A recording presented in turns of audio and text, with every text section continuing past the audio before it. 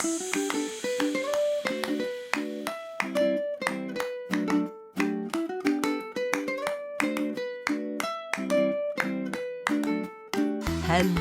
and welcome to Super Great Kids Stories, wise tales from storytellers around the world, which will make you laugh and sometimes cry.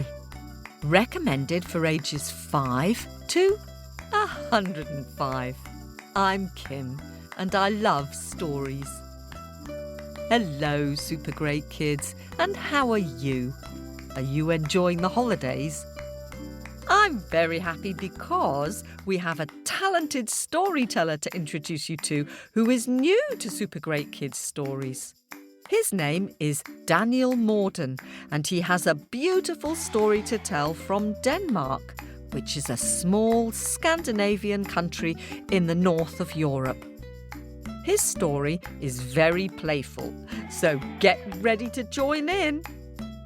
Daniel is a Welsh storyteller and children's writer.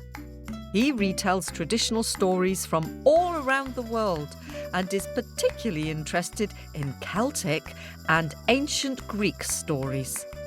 His tales are witty, moving and profound. Now, just before we join Daniel, why don't you try to think how many trickster stories you can name while we have a quick word with the grown-ups? How about starting with the Anansi stories? Hi guys! I'm on the lookout for some brave, curious and silly explorers to join me on an adventure. Well, let's put it this way. Have you ever wondered what it would be like to bounce along inside a giant bubble? How about a hike in a tropical jungle? Or what goes on in a top secret superhero lair? Watch out for flying underpants! Is this a yes, yes, yes? I'm Connie, Chief Adventurer at Armchair Adventures, a super fun and a little bit bonkers podcast for kids aged 6 to 10. Each episode is a brand new adventure, and you're invited. What makes it super special is that I've jam-packed it full of sing and move along fun. You can listen wherever you get your podcasts. Where will your next armchair adventure take you? Hello, Super Great Kids, I'm back. I wonder how many trickster tales you came up with. Did you remember Anansi and the hot pepper soup? I'm sure you did. Or Anansi and Tiger and Sister Chicken?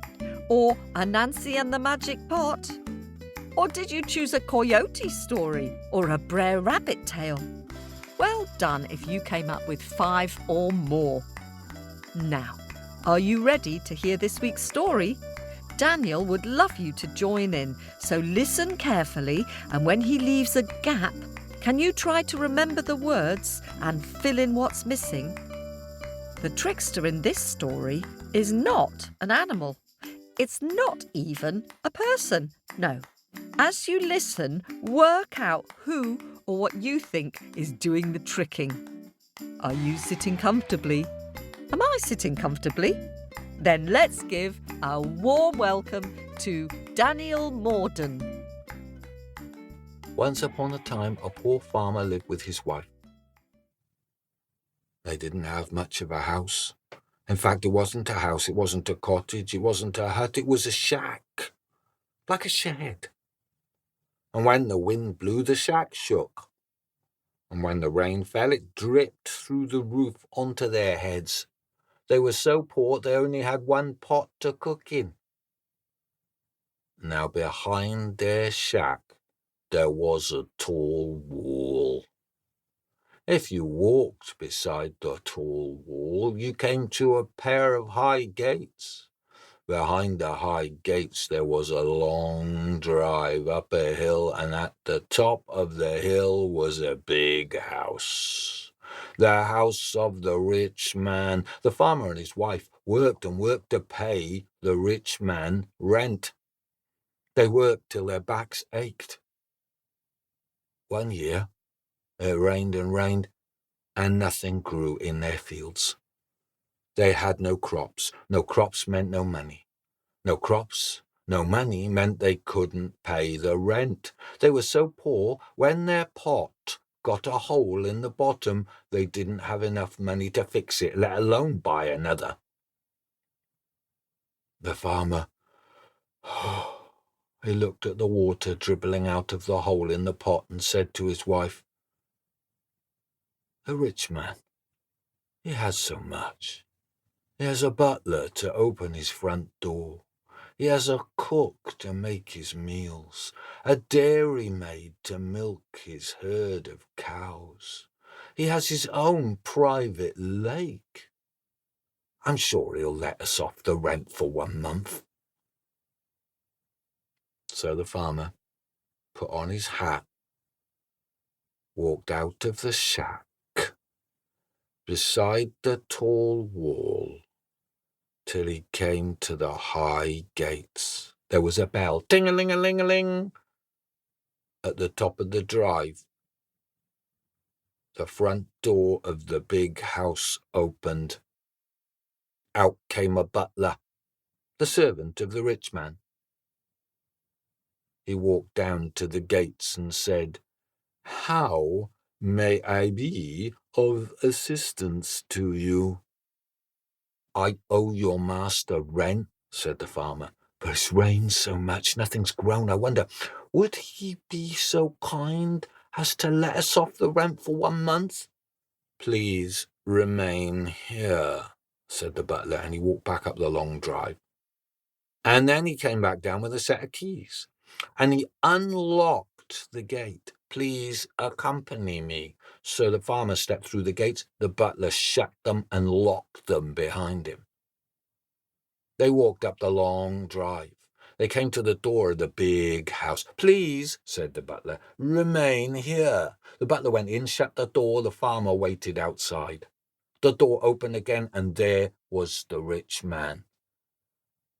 "Hello," said the farmer. "I owe you rent, but I'm down on my luck. I wonder if you might be so kind as to let me and my wife off the rent for just one." But that was as far as the farmer got, because then he heard rah, rah, rah, rah, dogs coming round the house. The master, the rich man, had released his hounds to chase the farmer. The farmer ran down the long drive. He clambered up the high gates and jumped and hit the road outside with a thump. The dogs behind the gates barked and snarled and snapped. "Good morning." The farmer looked up, and there was an old woman looking down at him. "No, it isn't," said the farmer. "It is a bad morning. I owe the rich man rent. When I asked him if he'd let me off the rent for just 1 month, you know what he did? He set his dogs on me." "Oh, dear," said the old woman. "Maybe I can help you. I like your hat. It's a nice hat." Now, the farmer didn't have a nice hat. He didn't have a nice anything.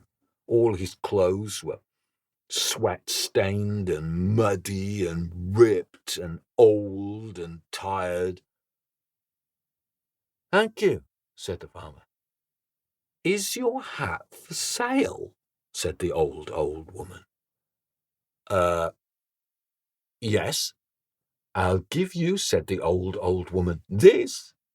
And she held up a dirty old pot squatting on little iron legs. "Have you got any money instead?" said the farmer. "This," she said, "is better than money." The farmer thought, well, it's better than nothing. Yes, so he gave the old woman his hat, and she gave him the pot, and off they went. When the farmer got home, his wife was waiting outside. What did the rich man say? He set his dogs on me. But guess what? I swapped my hat for this pot. His wife looked at the pot and she said, "Oh, well." And they went inside. They gave the pot a good wash, polished it. When they'd finished, it looked as good as new. They placed it squatting on its little iron legs, and then they went to bed. Next morning, the farmer went out in the fields just as he always did, and the farmer's wife in the house heard a noise. She went to the kitchen, and the pot stood up on its iron legs and said, "Hey ho, off I go." "Where to?" she said. "To the rich man's house." And off it went, out of the shack, beside the tall wall, over the high gates, up the long drive, round the big house, into the kitchen. The cook, "That's funny. In all my years in this kitchen, I've never seen that pot before, and it's just the right size to make the stew in." So she chopped up some carrots and onions and garlic and potatoes and beef. She threw them in the pot, poured on water, sprinkled on herbs. She stirred it and put it on the fire, and for hours and hours and hours it bubbled and bubbled and bubbled. And when the kitchen was full of a delicious smell, when the stew was good and thick, the pot stood and said, "Hey ho, off I go." "What?" said the cook. No, stay here." But the pot was too fast. Round the big house it went, down the long drive, over the high gates, beside the tall wall, back to the shack. The farmer's wife, she saw the pot run in. Husband, come and look, the pot's returned and it's full of stew." When they saw that stew, they clapped their hands, they danced and they sang, and then they ate till their bellies were full. They washed the pot so it was good as new and went to bed. Next morning, just as he always did, the farmer went out into the fields, and the wife, she saw the pot stand and say, "Hey ho, off I go." "Where to?" "To the rich man's house." And off it went, out of the, beside the tall, over the high, up the long, round the big, into the dairy. And there was the dairy maid. "That's funny. In all the years I've worked in this dairy, I've never noticed that pot before, and it's just the right size to make butter in." So she poured in some milk, and she churned and churned, and when the milk had turned to golden butter, the pot stood and said, "Hey ho, off I go." "Wait," said the milkmaid. "Wait, stay here." But the pot was too fast. Off it went, round the big, down the long, over the high, beside the tall, back to the wife. Husband, come and see, the pot's returned, and this time it's full of butter." The farmer and his wife, they danced and they sang. And then they took the butter to market. They sold most of it. With the money, they bought bread and cake and cheese and good things. And then they had a feast, and they washed the pot so it was good as new, and they went to... Next morning, the farmer went out in the fields. His wife, she saw the pot stand and say, "Hey ho." "Where to?" "To the rich man's house." And off it went, out of the, beside the tall, over the high, up the long, round the big, into the pantry. There was the butler.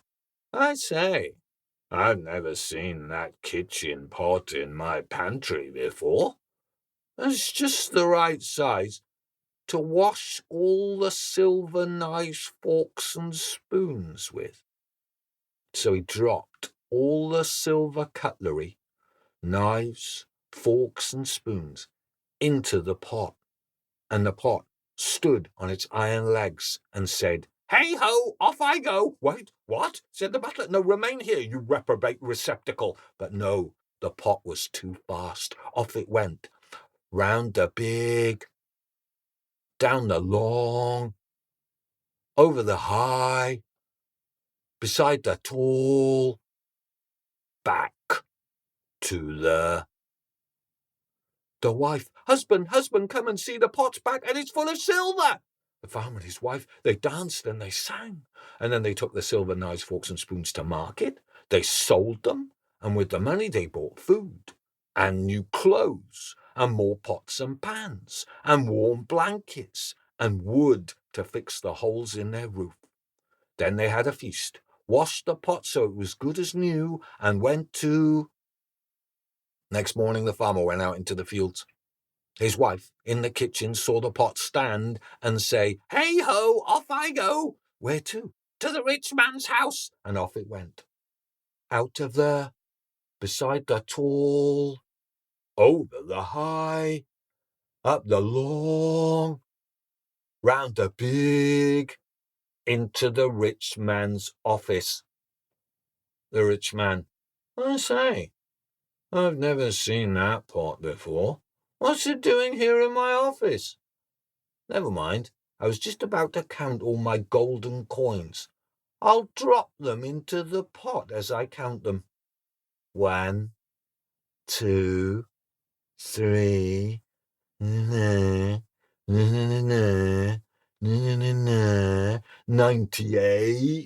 99, 100. The pot stood and said, "Hey-ho, off I go." "What?"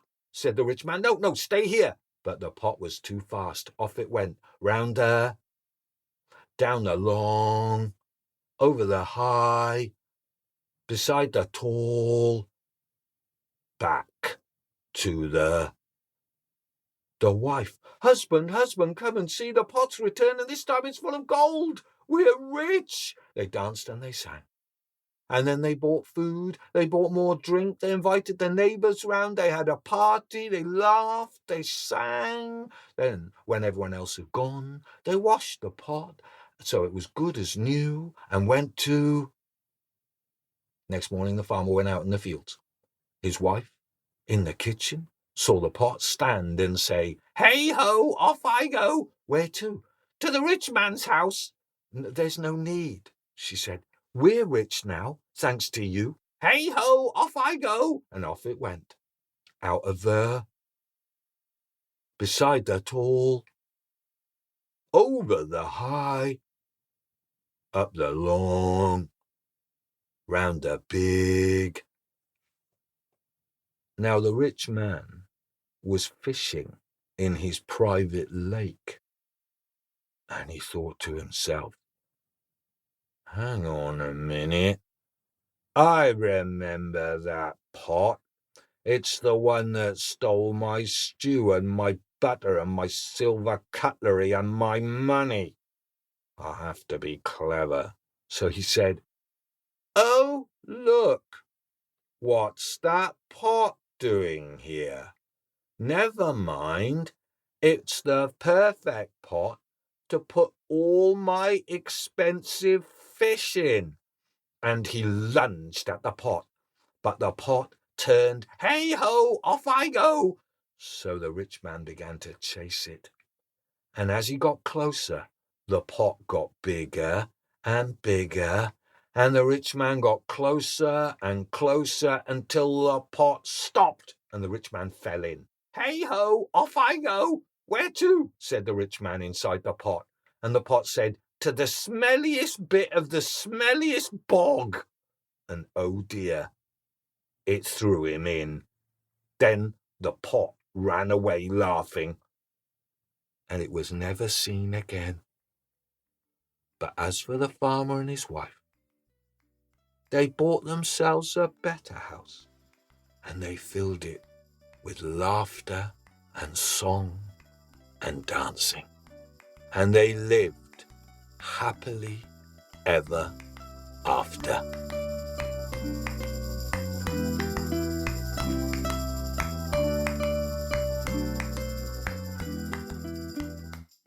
Thank you so much, Daniel, for sharing that story. Did you remember some of the words? Out of the shack, beside the tall wall, over the high gates, up the long drive, and around the big house. And who would you say the trickster was?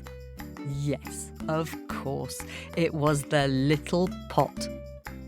Maybe you could draw a picture of the pot running down the long drive and send it to our Facebook page. Now, lots of you've been joining our club and hopping into our owlet's nest. So thank you very much for being patient and waiting your turn to be mentioned. Let's say hello to some new owlets.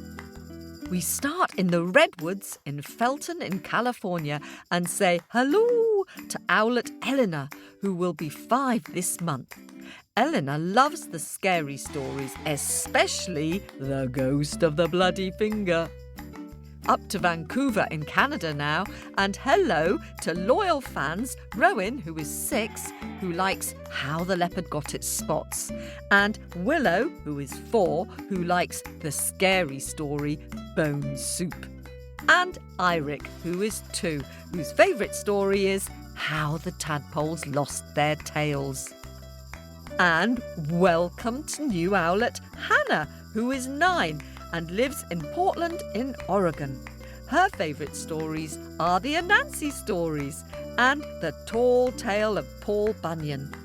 Hannah sent us a lovely photograph of a magnificent statue of Paul Bunyan.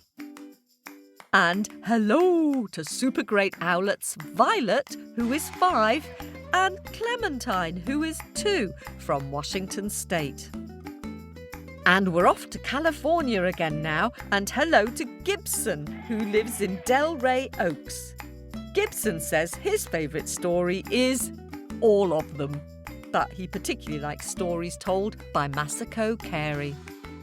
Across to Brunswick in Maryland now, and hello to Eliza, who is 6½, whose favourite story is Eggshell Soup. She'd like to make her own storytelling podcast. Good idea, Eliza. And to Jojo, who is 3½, who likes The Ghost of the Bloody Finger. And she wants to know if I'm real. Yes, Jojo, I think I'm real. I live near London, across the sea from you. And staying in Maryland in the US, let's say hello to Eli, who is 7. He lives in Joppa. His favourite story is Baba Yaga and Little Brother. Yes, Joppa, that's one of my favourite stories too. Let's go to Melbourne in Australia now to say hello to superfans Ella, who is 9, and Omi, who is 7. They say they think the scary stories are just as good as the best original stories. Oh, that's kind of you. Thank you. And hello to happy subscribers in Whitefish, Montana in the US. Ebba, who is 4, and her mum. They listen every night and they love the story of the hairy toe. They sent us a very funny picture of the hairy toe. Thank you. And over to Edinburgh in Scotland to say welcome and hello to 6-year-old Ashray, who's been listening to the podcast for over 2 years. Ashray builds Lego while listening to Super Great Kids stories. Good idea. And Ashray especially loves Cap of Rushes and the music by Nick Hennessy. That's good, Ashray. I'll tell Nick that. He'll be very pleased. And hello to Owlet Arwen, who is 5.